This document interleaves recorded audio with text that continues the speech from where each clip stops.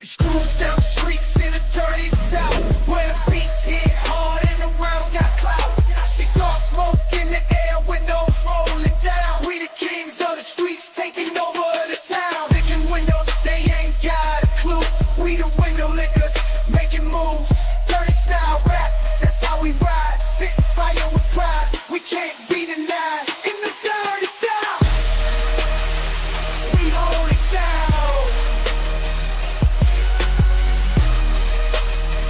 Window lickers in every town. We bring the heat, we bring the sound. Dirty style rap, that's how we get down. What is up, window lickers? How's it going, Grun's friend? Any chaos goblins out there? It's sure as hell glad to see you here on another Monday night where it's the Raw preview. And you know me, I'm the voice, but I'm here because of my friends, because they like me to, I don't know, I guess we like talking on screen to each other. It's Kevin Calloway. He is the Chaos Goblin, and it is Grunmeister to the Blue-Eyed Villain. How are you guys doing, my friends? Brother, I am tired. I'm worn You to the sound bone. it. It was a successful weekend of Lucha Boom and Sanctuary Fight Club. We drew, I think, a combined 700 between 3 days. Wow. And I think 400 on Friday alone. Wow. It was taxing, but it was rewarding, and it was hopefully we get to do more of it around the world. I hope so too, because I tuned in and I was checking it out live and watching some matches. I caught I believe 3 matches. I caught your match, your tag Yeah. match. It was awesome. I liked that I match. loved it. That was my first official seeing you actually through an entire match from start to finish without any edits or things like that. And I'm impressed, my friend. I like the way you move in a ring. I like your mindset. You know what? I know what wrestling you like, and you would love how the Purge operates in a tag match, and I knew that was going to be the case. Oh, dude, I loved it. I loved it. I didn't catch the name of your partner, but Sean Tyler. Sean is a mountain of a man. I was highly impressed with you guys. I enjoyed it. I know House was in the chat. He was enjoying it too. You guys put on a hell of a show. I'm talking like the whole production, what I see outside of I loved the match that came after us. I really enjoyed too. I was able to catch some of it. It was the Danhausen and Zico match, because I love Zico's work and I love Danhausen and the way that they were able to mesh all of it together, because Zico's fucking gigantic. And working with Danhausen, who Danhausen's awesome, but he's not very big. So watching a dynamic like that with the silliness of Danhausen and all the stuff that he does, I love those matches. That was the one before your match and the one after with Danhausen are the three I caught. And also you caught the women's match too. Yes, I did. And I was highly impressed. Yeah, that's Rory Shield is someone who I think she's only 2 years deep. And she's starting to get bites from a lot of places, and she trains a lot. She's becoming assistant trainer in training, essentially, at House of Truth out there, now called Grind Time Academy, owned by Darren McCarty. Shit. Yeah, Darren McCarty just bought Truth Martini, and Truth Martini still trains there. He's still head trainer, but they renamed it, they revamped it, they got all new stuff. It's looking gorgeous out there. Dude, and man, she's really impressive for how long. Both of them were very impressive in that match. That match, it captivated me. That's what kept me going, what else can you guys do? And so once I got that hooked me. I loved it, man. And any more times you guys are running a show, send me a link, or if it's near me, send me something so I can get there, because I want to see that live. That was awesome.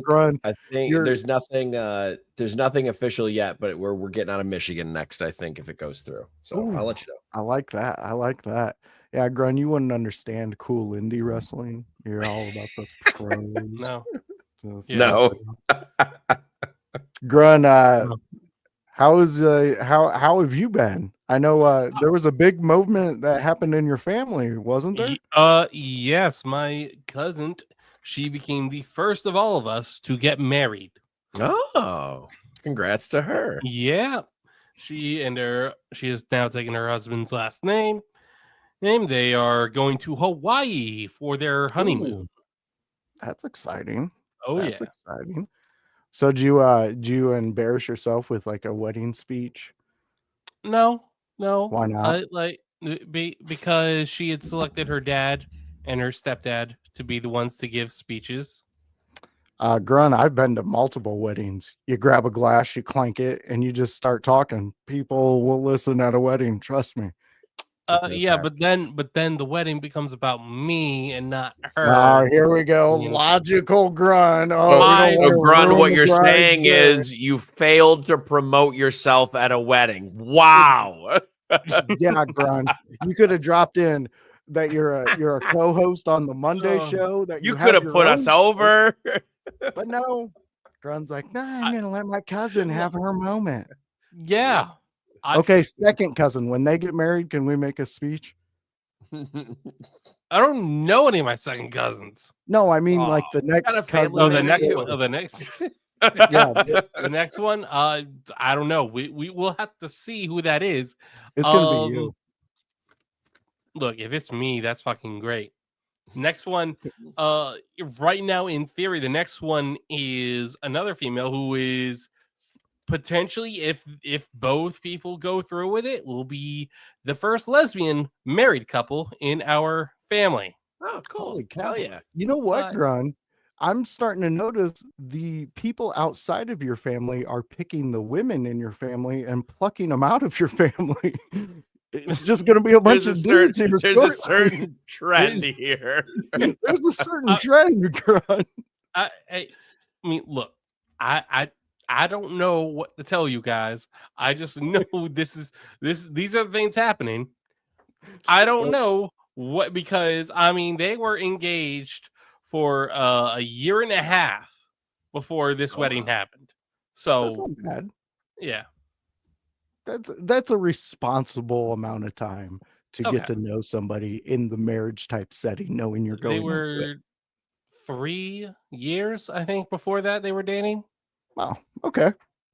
So, well, that's great, Grun. I'm glad to see your family, especially the cousins that you're close with. You guys are growing up. The Goonies are leaving the Goonie nest. It's time to go on and actually find treasures. We have look at this. Our main man here, Bruzy. Hey boys, hope y'all are well. We are, Bruzy. We're here on a Monday night. We're listening to Grun stories, and we got Nick chiming in. What's up, fellas? Happy Monday. Can't Cena got big match. Dakota Kai fired. Grun, you're getting blamed already, and we haven't even started this segment. I didn't do anything. It's not my fault she got fired. Okay, or released. True. Okay, so renewed, before I guess that could be things. That could be it, yeah. The chaos that just throws through you. I'm not wrong. No, you're not wrong. Before we get into Raw, let's talk some LFG real quick, because it's gotten to where they're now eliminating people, Kevin. So we seen one of our favorites, Brittany. She got eliminated. Oof. Bailey. But yeah, Bailey. Sorry. Bailey got eliminated, but Taker did send her off with like almost a gold medal herself. I mean, to tell somebody that they're going to change women's wrestling, like that's hold on. The internal logic of this statement. Yeah. Have you seen her? My brain is still fried from the weekend. So you're telling me that they eliminate someone and then go, you're going to change women's wrestling. So I believe, would they eliminate someone? I don't know. I think Undertaker got it wrong, because Bailey I'm gonna say it. Yeah, I said the big man, the one of the greatest men to ever do it in this industry, and wants to do everything he can to protect this industry and build the future, got it wrong. I think he picked the wrong woman. The woman he picked was Tyra May Steele. The woman that Bailey wrestled. Now, I believe that Bailey Humphrey is going to change women's wrestling because you know what? It's been a while since we've had a woman that's not physically not very attractive, but is a great monster. Last one I think of is Awesome Kong. Mm-hmm. Well, no, like I can see that comparison with Awesome Kong. I think the reason I don't think he's ready for her to be out there yet. sure. I know us as fans, we're sitting back and we're seeing her, Bailey, at a different level. We're seeing her be this dominant monster, and we know what she can be because we're watching her growth and all that. But we're not there during the lockup practices. We're not there during whatever routines that they go through. We're there at these small moments and segments out of these hour-long productions that they're doing. Yeah, that one was the most difficult one because you almost wanted both of them to go. Yeah, I don't know. I think you might be right though, Grun, because there's some things in Tyra that doesn't look ready yet either, but there's all in the beginning stages. So, and I'm just a guy in my basement, so judging them is probably not the best. So we're at the beginning of elimination phases, right? Is that what I'm Yes, hearing? they just did their first round of men's and women's. Okay. And Bailey was one of the first women's eliminated. Yes. Yeah. She was. Yeah, because usually what you're looking at is a whole package professionally. And I'm not Taker's right, but like everyone eliminated it not because of that, but because if you give her some time to cook on like the indies now that she's had some training or in an NXT system or something like that, she's going to come back as a monster. So it honestly, I want to rephrase it in your guys' head with this elimination. This elimination is an opportunity for Bailey. If she would have stayed on a reality show, she would eventually have gotten exposed as a monster. She would have been too humanized. But because she's eliminated early, she can now go out into the world as a monster. And she can make her own path back. So, okay, I love that logic because now it's got my brain thinking like, so in a way, Taker was protecting what he's built. He gave us a taste of it and showing us what she could be. And then now he's taking her off. And they're because if you kept her doing live matches in front of a bunch of people, she's not a monster anymore. She'd have to make everyone look good. Man, so smart. Man, Grun, this is why we got Kevin with us. Exactly. Yeah. All right, let's jump into to Raw talk. We'll get into LFG a little more. Hell yeah. I still gotta find a way to watch it. I couldn't watch it on the app. I tried downloading it and find it and everything. You can watch it on YouTube, I believe. Okay. Yeah. I like YouTube. I'll send you I didn't have cable, so I might have to find it in another sense. Yeah. We'll get you set up. We'll figure it out. What's this say? Okay, we got Bruzy chiming in. Leaving WWE seems to be the best for wrestlers. Look at Rhodes and McIntyre, among others. There is something. The released people, when all the new releases came out, I saw a tweet or something by Matt Cardona, who is like one of the champions of like I got released and then made a ton of money. I think he said, "Hey, everyone who was just released," it was something along the lines of this. So I might misquote it, but it had the same idea. You have three options when you leave WWE.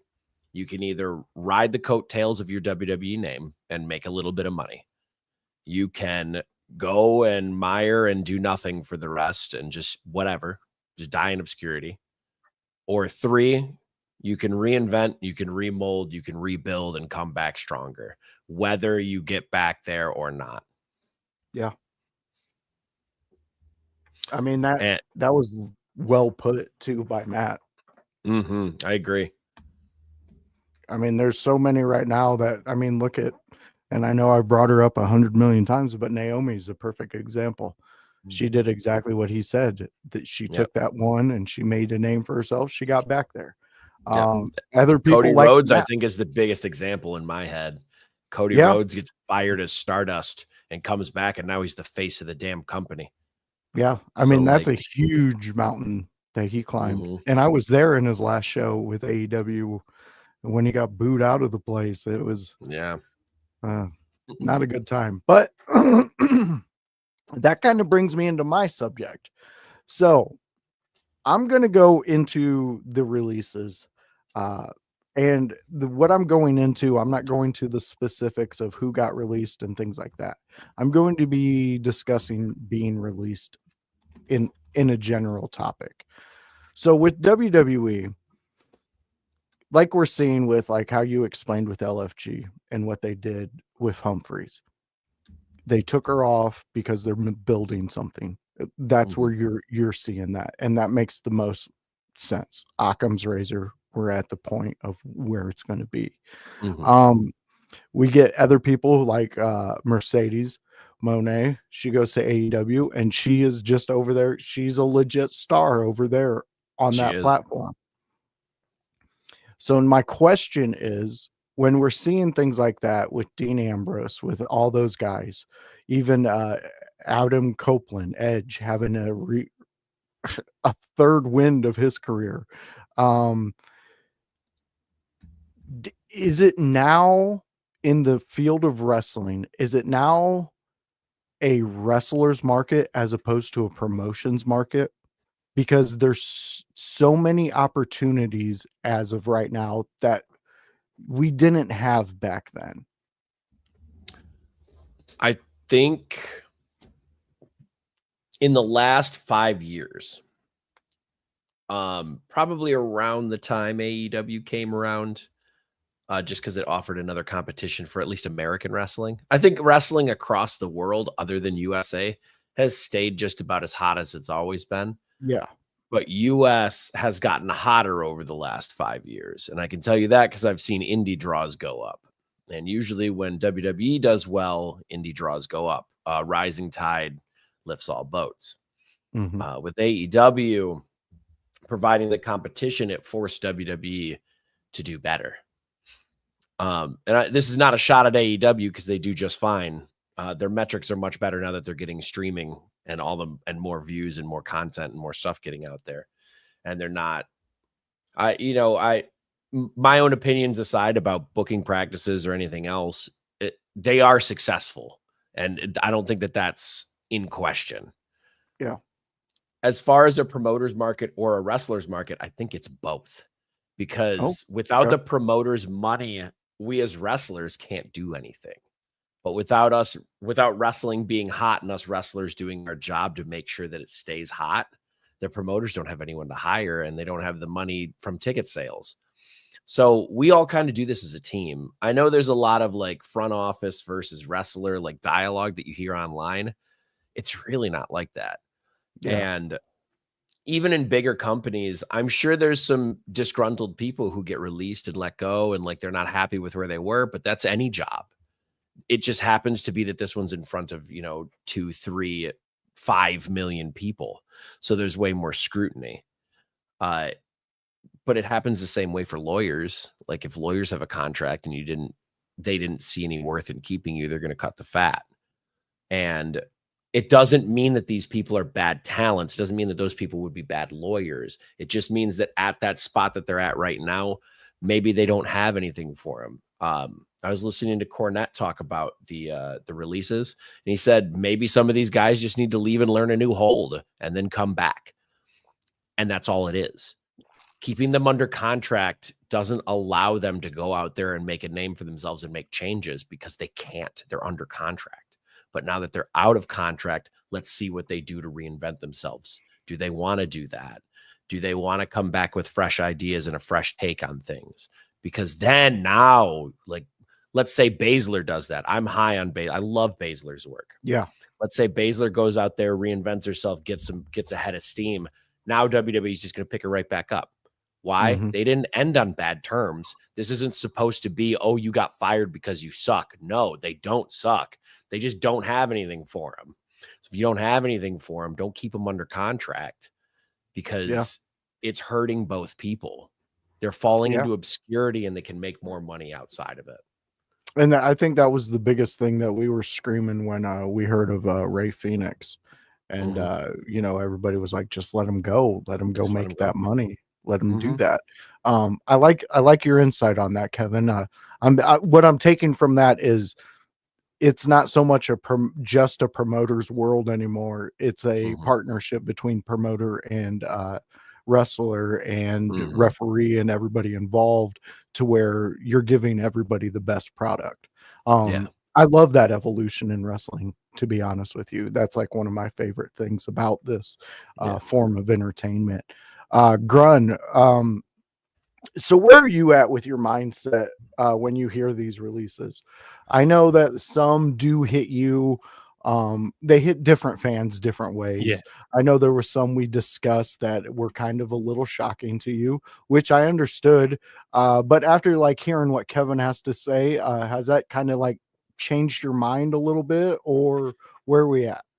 Well, I mean, you guys pointed out that this is a very good market for both promotions and professional wrestlers right now outside of WWE and AEW, because there's a lot of options and viable options. So this is creating an opportunity. Cora Jade, I think we all were I think most of us were shocked that she was on the list. Hearing some of the stories about her nickname, unofficial nickname at the PC, was kind of made me think, yeah, maybe Alicon has a good point in that she needs to mature some more before she can really achieve, because Roxanne Perez is on the main roster and she's 23. So how is it the 23-year-old's on the main roster and then 24-year-old got released? There's got to be something else going on there. But like the one pair that really shocked me was the Party Girls, Katana Chance and Kayden Carter. I thought they were a great tag team for the women's division. Granted, may have not had a lot of depth to them, but I thought they were great.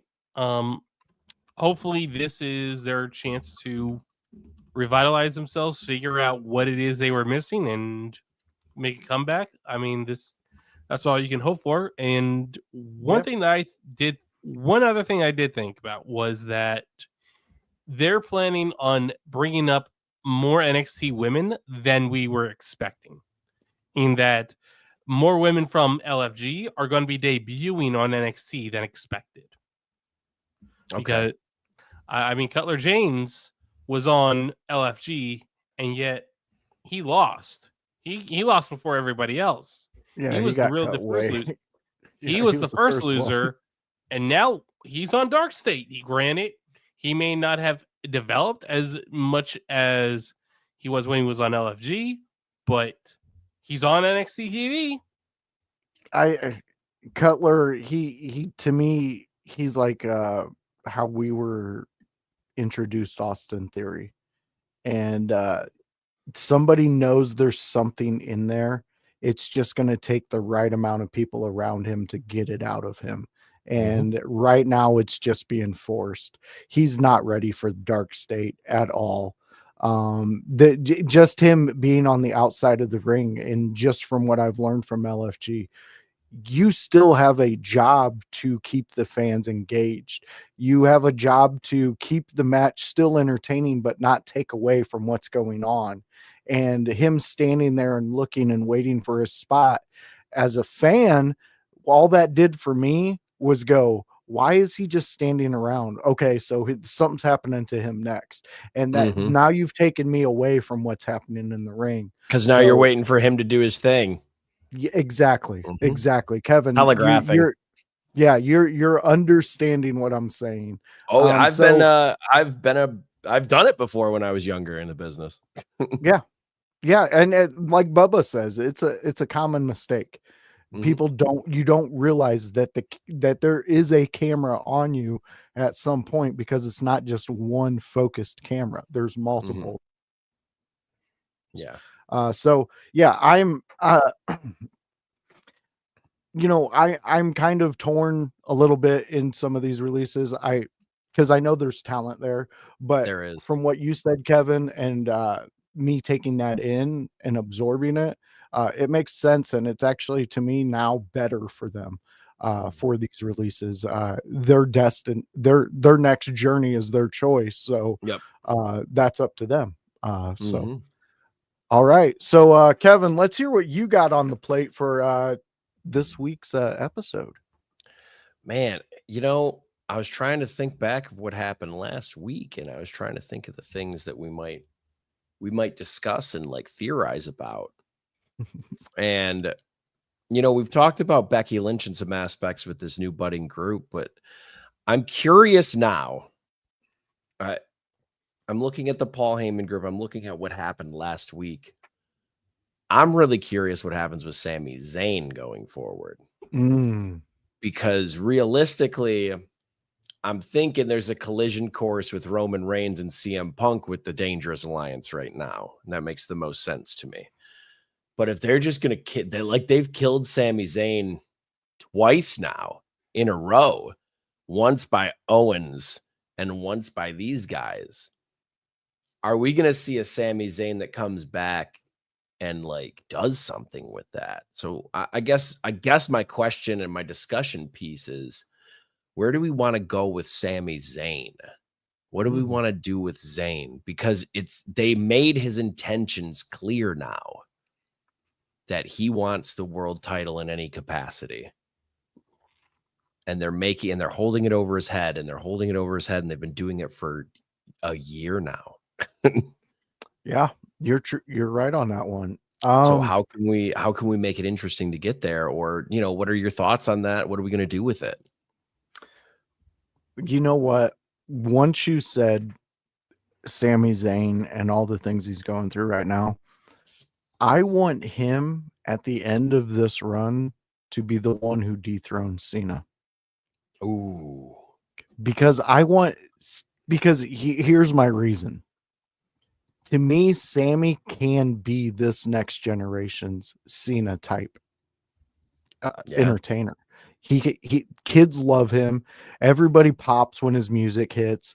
He's he goes anywhere and he's swarmed overseas. He gets it. There's a fun about him. I think it would be very interesting, because that's where my head's at. Who dethrones Cena? Because we don't know. Like, we have our guesses, but do we know the path they're going to go with his finishing out this final tour? Are we even going to get a redemption arc with him to where he comes back as a face? Because they could just leave it on the floor and walk, and tell me, in this day and age, that kind of wouldn't be a pretty dope thing if they just left it at that. And then the next time we see Cena, years from that last appearance, and he's just doing some like broadcast work, he's a jerk, and we still get heel Cena. That would be fun to me. I would like that. But I am only one person. So to me, Sami needs a big push coming up. We need another fun running around champion. I know we have Jay right now, but Jay just battled his little heart out to get that thing. Like, he had to witness his brother almost get bled out. So and I'm not really interested in a Sami Zayn heel run. I've seen little murmurs of that somewhat. He's so good as to me, Sami Zayn is the natural evolution of Rey Mysterio. So I'm not going to say he's the next Cena. I'm going to say he's the next Mysterio. He's the ultimate underdog. He's the dude that wants to defy the odds. He did it with Gunther, and it was great. Dethroning Seth wouldn't be a bad thing either if Seth is the one that beat Jey Uso, because I think that would work too. But you mentioned Cena now, and man, the amount of the Mankind level of winning the WWE title, like cheer that he would get for beating Cena, that's business. That is. So I kind of love that now. I'm on board with that because it makes good business sense. You made a new face instead of, because Cody is going to be Cody and he's going to be the face of the company one way or another. He doesn't necessarily need to be the one to beat Cena to do that. He can, and it would still work. Don't get me wrong. But I think you're also risking, because we're getting a little murmurs of Cody like boos, and we'd like to avoid those. So if that's the case, we can put Cody into other stuff to make that work. He has to face Cena at some point, but that doesn't mean he has to win. And I think Sammy winning might be interesting, especially if it's right at the end of Cena's run. Maybe like his last appearance. He gets that like, this is the one. And then Sammy comes out and he's like, you know what? Fuck it. Right here, right now. And then because something like that would fit Sammy. That I would pop for that. Lou is he's on board with us. He thinks Sammy definitely deserves one. He will get his, if they're framing the story around Sami Zayn and his character around the world title, he will have a world title before he retires, guaranteed. Nick's saying also Zayn is a terrible heel. He's a great face. Cody is taking the title back from Cena. That's Nick's prediction. I don't disagree that that's the current plan. Because I think it is. So it probably is. This is me wishfully thinking that they do Sammy because I think it would be very interesting. But I think the plan is Cody. All right, Grun. Where are you at with Sami Zayn? Where I'm at with Sami Zayn is I am fully in belief that he is going to be a world champion. I don't think he's going to dethrone John Cena, but I do believe that he will be involved in the World Heavyweight Championship picture in some capacity. Because I know there was talk, I know someone mentioned, what if Sami Zayn won the last Royal Rumble? He didn't have the momentum. It looks like they're building that momentum right now. And so I think, guys, keep it open because Sami Zayn, come the Royal Rumble, might have the right momentum to win. I like that too, because then, assumingly, Seth takes it from Jay. Jay's title run isn't going to be long. Face title runs are never, to Nick's point, as he just said it, as a subpar title run for Jay. In my head, when you look at face versus heel title runs, the heel title runs are always more interesting because those are the people that you want the title to get taken from and the faces that you want to see come and take it. So if you have a face title run, unless you're Stone Cold Steve Austin and blowing the building up every single day, like it's not going to be a good title run. And keep in mind, Stone Cold didn't hold titles for very long either. No, he didn't. Stone Cold would drop them and then get them back and then drop them and then get them back. That was how it worked as the pattern. Heels have long title runs so that they can knock away baby faces until the one conquering baby face comes there and gets it. That's what makes those moments. Nothing else does. So, man, Grun, I might lock in my Royal Rumble pick with Sami Zayn next year because I think you're right. I love it. I love it. You never know. You never know. You really do never know. I don't know because it can't be. They won't have Cena until next year's Mania because otherwise I would say Cody could three-peat, but I think they would have a turning point on that too. Yeah. Yeah, and the chase is always better than the actual title run for faces as well, which is always big. So I think Sammy makes the most sense to win the title because otherwise you're going to have a heel win it because assumingly Cody would have the title off of Cena, right? And you probably don't want a heel to win the Royal Rumble. No. Not that it can't happen, but like if you have Sammy there to do it, why not? Unless you want to add an extra hurdle for him, which I don't hate either. I don't either. Ken, we see you out there. Ken saying this is his last viewing from Florida, back to Midwest soon. Would love to share a beer with you guys this summer. Thanks for the last 6 months of entertainment. Well, Grun, that's going to be an expensive beer for you, but Kevin, I think we could meet up. We could probably make it work. Yeah, we could definitely make it work. So yeah, keep in touch, Ken, this summer, and we might make something happen. Yeah, especially if that lucha place comes around in Michigan and it's a summer, I will definitely be there. I'll buy you a shirt, Grun, don't worry. And like Thanks. Nick says, smash the like. Yes, smash the like because it helps. It helps in our algorithms. So Grun, Grun. My Grunmeister, my friend, my blue-eyed villain. What's your topic for the week? I think we have to talk about how your background is just getting pops all over the place, man. Yeah. I'm sorry, I can't get close enough to my camera. But I think we need to talk about the Judgment Day is back together once again, even if it's temporarily. JD McDonough made his return at the Raw after Mania and had his first match in a tag team with Finn Balor against the War Raiders in the hopes that they would get one step closer to the tag team titles. Unfortunately, it is still very clear they're going to break up the Judgment Day. And so I guess I got to pose to you guys, does it happen at SummerSlam or does it happen sooner?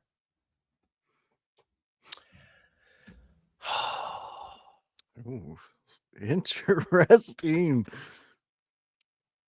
I don't know. I think they're going to ride the momentum of JD coming back for a little bit. Not too long. I think we're going to see it implode by SummerSlam. That's my guess. Because a SummerSlam payoff for this, I think, would make a lot of sense, especially if Dom holds the Intercontinental title until then, because then you can have Dom and Finn. And I think that's a money matchup that they're saving for something. Okay. I just don't want it to get stale before then. Yeah. Because I think they're in the danger zone of that. So they have to find new ways to make it interesting and progress that along, because we kind of already see the writing on the wall. Yeah. And we've seen the writing on the wall for a while. We've been talking about it on the show for like 4 or 5 months. Yeah. So if we're already seeing those signs, the first month, second month of us talking about it, it was all theories of when they would do it. But then they were doing way more overt things, especially right before Mania. So they could pull the trigger sooner. But my guess is that they're going to do SummerSlam, and they just got to find interesting ways to get there. Yeah, I think Kevin's right on this one. I think it's going to be a SummerSlam event. Interesting ways to get there, though. To me, I think you would want to focus a little on JD, especially him coming back. I think you would want to gear him towards something. And Nick, I do see what you said there. Ivy Nile did survive. Her time is coming. Yes, her time to get released is coming. It just didn't happen this round. So that you get to look forward to that. I don't think she's getting released. She's part of American Made. She's on TV. They're attached to Chad Gable. Unless they're going to get rid of the stable, I just don't see it. You let me dream, okay, buddy? You let me sure dream. Will. I'll kill those dreams, but I'll let you do them. I know. That's okay. Josh. But yeah, I would like to see JD get a push in some form or fashion. Hell yeah. I mean, despite all the jokes I've made about JD, he's a great performer. He knows how to work a crowd. He knows how to make a match look really great. And I'm glad to see him back, but I would like to see something more towards him, because the question will be, where does JD fall? On what side of the fallout of all this? Where is he going to go? What is he going to do? Much like Carlito. I mean, we have our speculations. He's going to follow the girls because, well, he has an infatuation over there. And I kind of like the dynamic that they have too. So it's going to be interesting because I would like to see him him and Finn, they could go. And they would have an epic match against each other. JD and Finn would be an excellent match. I think they've ran that once before, and it was good then, and JD's only gotten better. Yeah. But my guess is when the Judgment Day implodes, JD goes with Finn. Yeah. Yeah. And they'll probably end up as a tag team because Raw desperately needs tag teams. Like tag teams that matter. And they'll go by a different name. They won't be Judgment Day. They'll be something else, but they'll be a force as a tag team. But it'll eventually lead into an implosion because I know they want to work together. Like, I don't know them personally, but I know they want to work together. It's that kind of dynamic. Yeah. And plus, you know, from the storied history those two have together, why not want to do it? Especially they have run it before, but at this level in which both their careers are, it would just be that much better. It'd be better and different. Yeah. And so like I'm down for it. Because I think those two would tell an awesome story too. Whoever turns on whoever, I think the ultimate story that will be told will be pretty awesome and really good and really well produced because you know, we're starting to see some of the people that we looked up to, the people that we watched when we were younger, the ones who got us into this and kept us drawn are now, you know, hanging up the boots the last time. And you know, Cena, the biggest one that hell of my generation. I mean, The Rock, Austin, they had their moments and things like that, but that was a collective, that was an attitude, that was wrestling back then. Cena came in and just took it over and became his own thing over there. And you know, say what you want, all that, but that's where we're at with it. And you know, this next generation coming up, I was listening to Jake the Snake and Taker talk on an old Taker podcast episode, 6 Feet Under. And it's a good podcast. It's a great podcast. And they were discussing old times and the things you couldn't get away with today. And then I go to the next one. Next one is Devon. And I'm listening to Devon talk about his school and how he's like, you know, it's right next to the performance center. So I get them, ship them out, ship them on over next door. Then they run through that. And they were discussing prices and things like that. And it's like, Devon to me is the guy of our generation that came up and said, hey, I don't like how people are trying to get over on people and charging them this amount of money. This is what we're going to charge. This is what it's going to be. And it's been that way since I believe he said 2019. The price hasn't changed. So it's just cool to see that these guys that we idolized, they're not just hanging up the boots and then going and working a 9 to 5. Some of them that we really liked and we really enjoyed are taking that knowledge and making it even grow even bigger through the next generation. We got House jumping in here. What's up, guys? What's up, House? What up, House? How are you doing? He is the leader of IYH here. But yeah, that's where I'm at with that. I guess I kind of rambled there. Grunge. It was a good ramble. It was a good ramble. Thank you. Grun, you didn't make it any better. That's your job. We're supposed to make it Damn. All right, Grun, guys. You're here to accent all our shit. What happened? Yeah, come on. You're our joke man over there. So we're 14 minutes outside of Raw. And you know what? Let's discuss whatever an open topic. Anybody got anything you guys want to discuss? Grun took a big deep breath. I don't know if that's he does or he doesn't. Kind of GTA 6 has been, guess what the word is? Delayed. No way. No way. Couldn't be.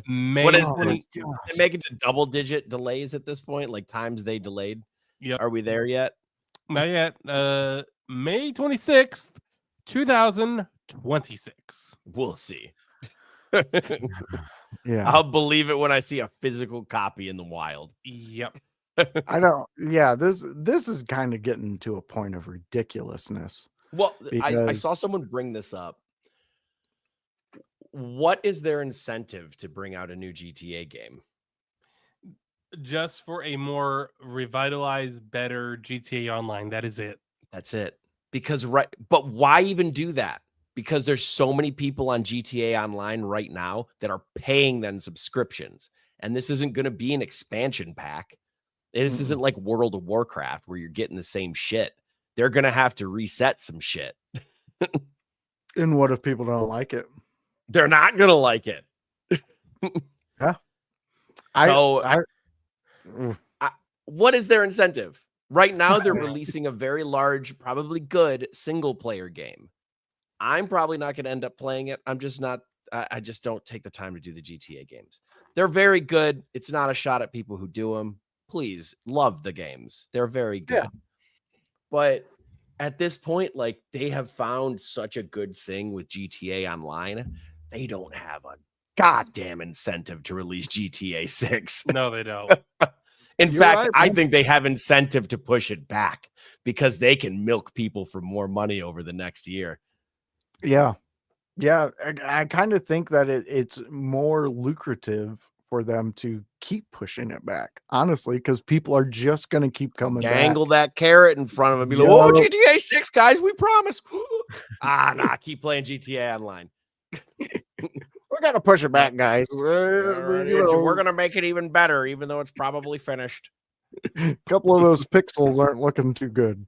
So it's a little shaky here. Well, Grun, good topic. He's not wrong, though. Like, I just saw another game get pushed back, too. I'm actually really excited for this game. So when I see games get pushed back, my first thought goes to, it used to go to like, oh, is it ever going to get released? Because that's how games were back in the day. It's like, is it ever actually going to come out? Is this game screwed? That's not the case these days. Most of the time, it's because they crunched everyone who is trying to release this game, and then they realized, oh, shit, it's really bad because we just forced a bunch of people to work, because that's the working conditions of the video game industry right now, and it's awful. But they just pushed another game back that I'm really excited for. It's Lost Soul Aside. It kind of looks like a Devil May Cry, but with like other stuff going on. Okay. I don't know that much about the story, but from what I've seen of the action, it's very player action, very like God of War, very like Devil May Cry, like combos out the wazoo with enemies. I don't know if they'll go more of like a Souls direction too, but they pushed this game back to August from a May 30th release. And again, my initial reaction was, oh man, I wanted to play the game. And then I started to realize, oh, it's probably going to be better because they pushed it back. So let's just let them cook for a little bit longer. Maybe the turkey's not quite done yet. Yeah. Yeah, but we know with you, GTA 6, it's ready. It's you're the exception. It's not Rockstar anymore, is it? Who does it now? No, so it is still Rockstar. It's just their parent company has been getting more attention because they're the ones that are making the decisions. They're the ones that fans have been kind of yelling at to make a GTA game without any influence from the outside world, from people that seem to like to influence things, because they think it is their job to re-educate others. Hold on.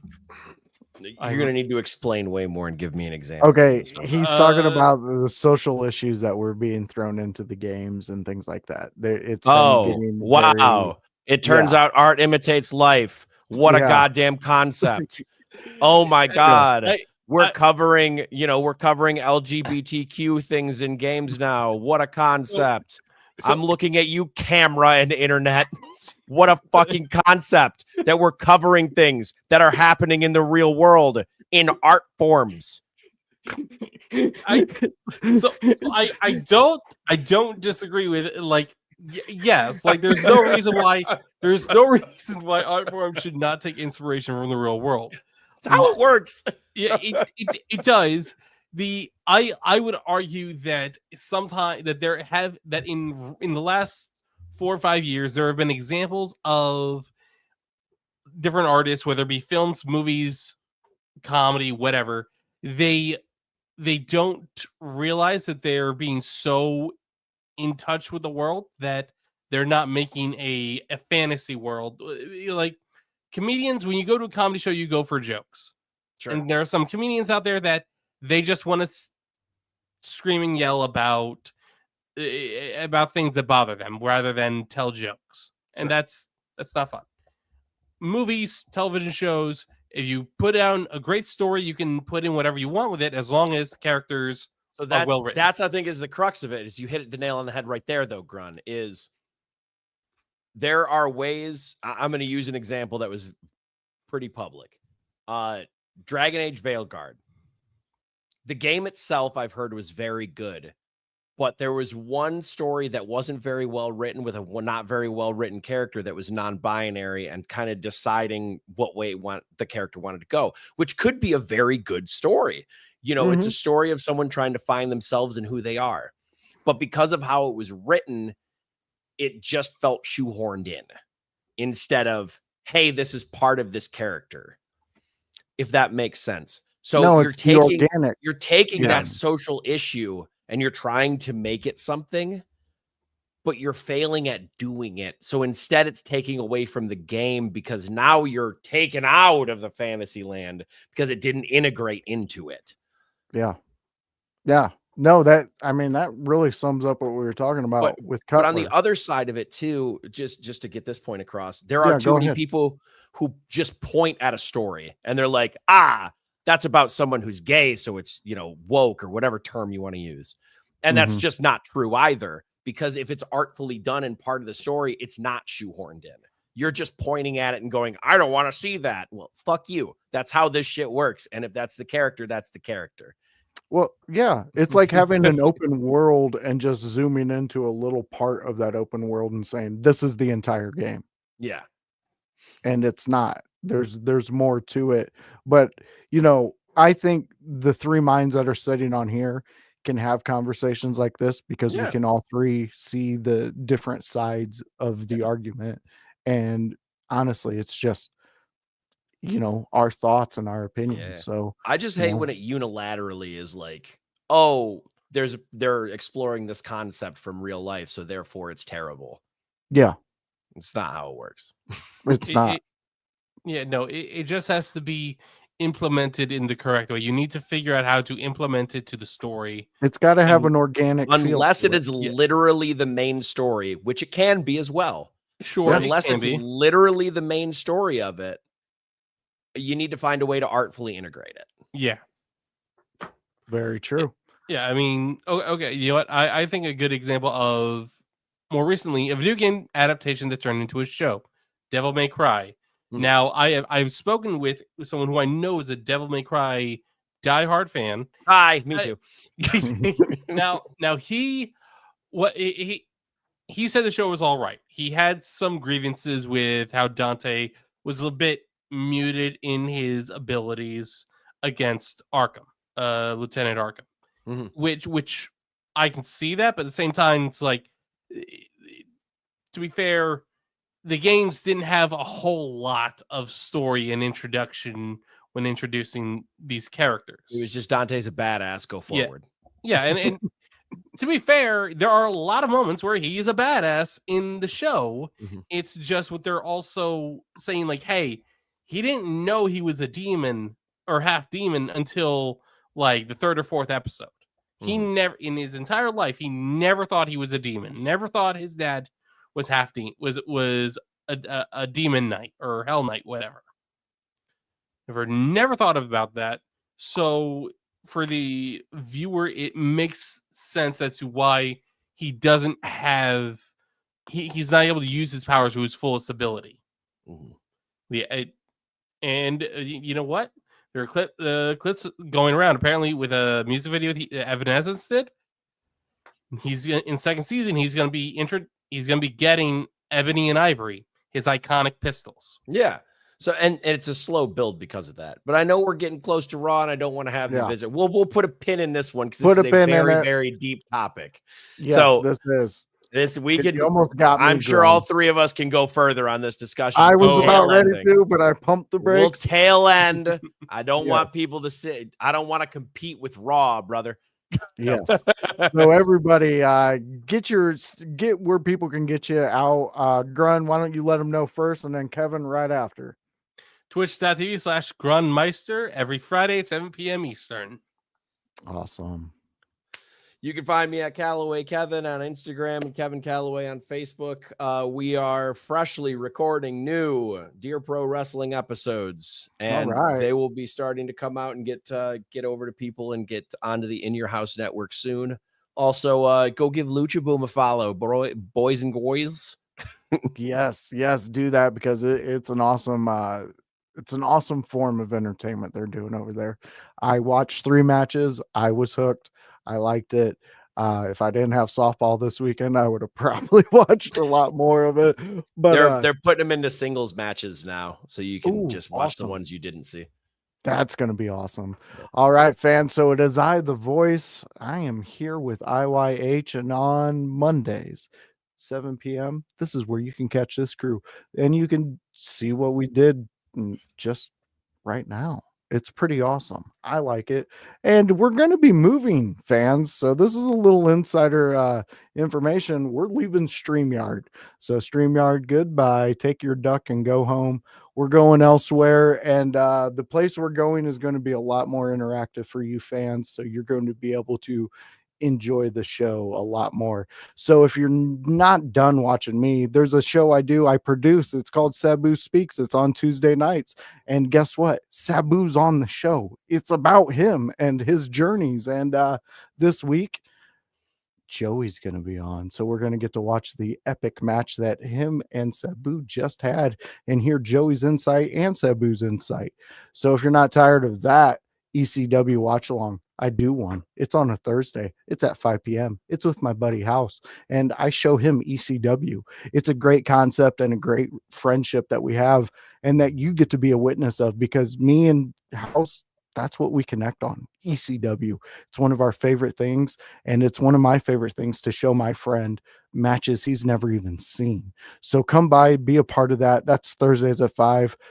Sunday house party, that's where the house party gets together and we talk wrestling. That's on noon on a Sunday, where you can join us and you can be a part of what we do here and talk wrestling. It's a fun place. We love all of you for joining us. Thank you so much for putting in your comments, taking your time, because time is the most valuable thing that we have on this planet, and you chose to give it to us. And we cannot be more appreciative of you guys joining in here. Ken, absolutely adore you, man. And I swear to God, if I can get a hold of you this summer, we will have that beer. Lou, you're my brother. I love you. Nick, you're a growing brother, and we love you too, man. Bruzy, you're always a peach, and we can't wait to hear what you got to say next. So for me and for the In Your House crew, we love you, and we can't wait to see you next Monday. So for that, we are Shadows creep in the spotlight's glow. Turning cold, now it's time to throw.